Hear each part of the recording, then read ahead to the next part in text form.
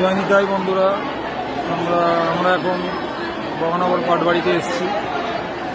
আজকে গুরু পূর্ণিমা, তো গুরু পূর্ণিমাতে পাটবাড়িতে আমরা প্রতি বছরই আসি গুরুদেবকে নিবেদন জানানোর জন্য। এখন আমরা পাটবাড়িতে অপেক্ষা করছি, ভোগ বিতরণ হচ্ছে।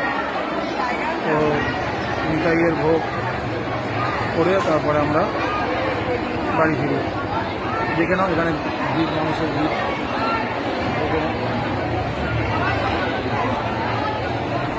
আরও মানুষ আছে।